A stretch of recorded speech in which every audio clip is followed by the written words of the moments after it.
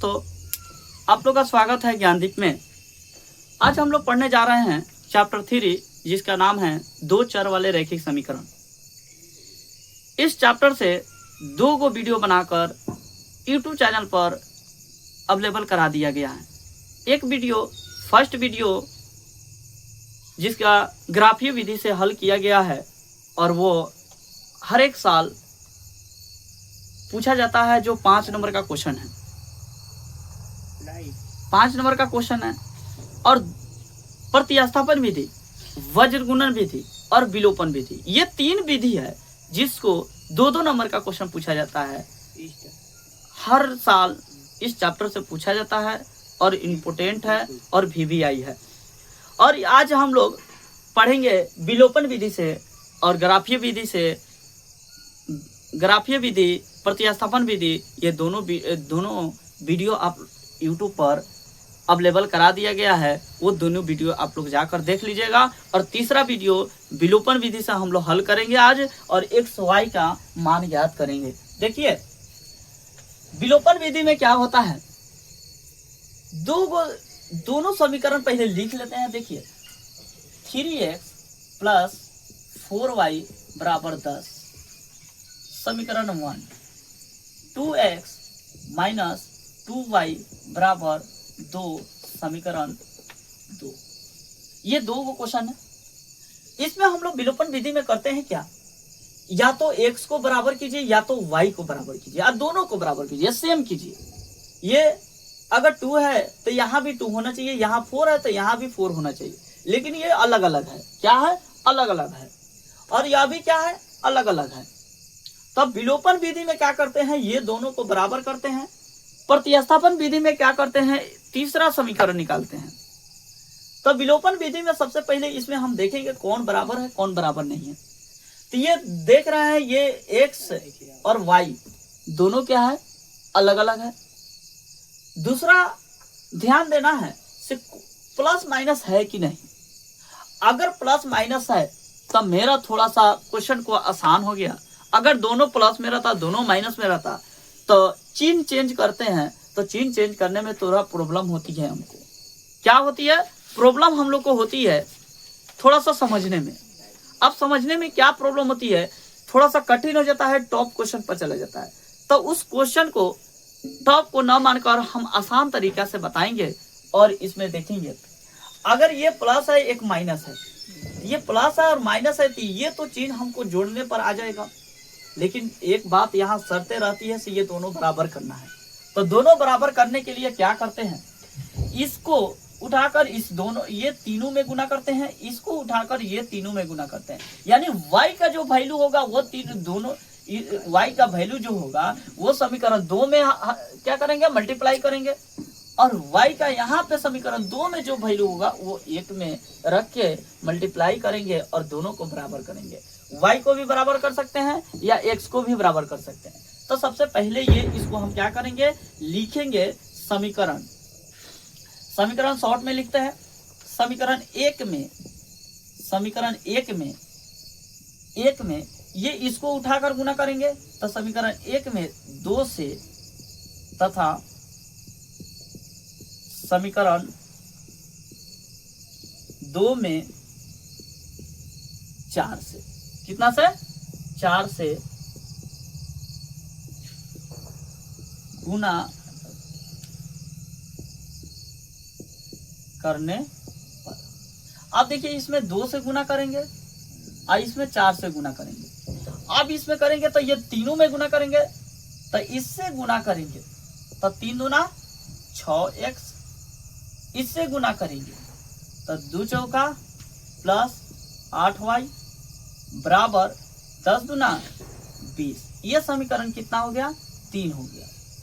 उसके बाद अब इसको गुना करेंगे तो 4 दूना 8x माइनस 4 दूना 8y बराबर 4 दूना 8। समीकरण क्या हो गया, 4 हो गया।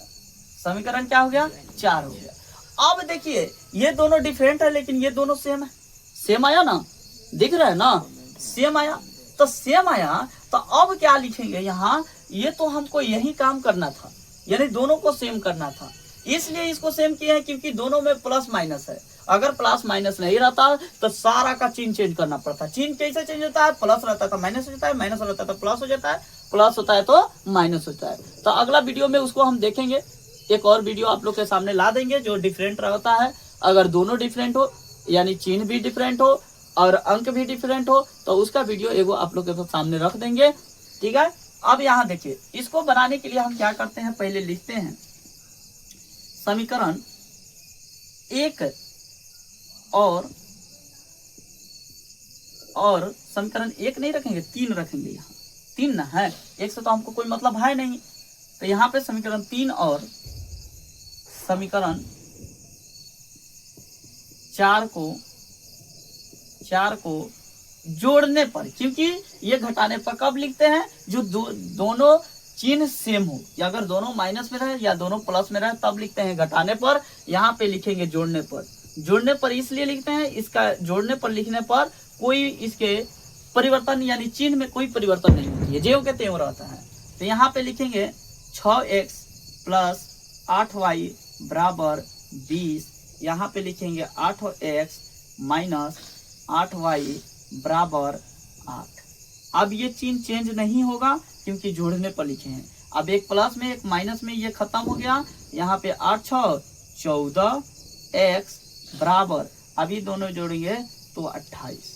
अब यहाँ देखिए, अब 14x बराबर 28, तो x बराबर क्या हो जाएगा, गुना है तो भागा में जाता है, तो 28 बटा 14, 14 दूना 28, इसलिए x का वैल्यू 2 आ गया। जब x का वैल्यू 2 आ गया तो हम क्या करेंगे, इसको समीकरण 2 में रखेंगे, समीकरण 1 या 2 में रखेंगे, 3 में 4 में नहीं रखेंगे, क्योंकि 3 4 तो हम बनाए हैं ना। हमारा समीकरण तो 1 और 2 है, तो समीकरण 1 में भी रख के मान निकाल सकते हैं y का वैल्यू, और समीकरण 2 में भी रख के बना सकते हैं। अब यहाँ लिखेंगे, क्या लिखेंगे, थोड़ा सा 2 मिनट वेट कीजिए, 2 मिनट नहीं 1 मिनट वेट कीजिए, बोर्ड को क्लीन करके उसके बाद बनाते हैं, अगला देते हैं, ठीक है। यहाँ देखिए, इसको नहीं मिटाते हैं, यहाँ मिटाते हैं, दिख रहा है ना आप लोग को? एक बार देख लीजिए ध्यान से।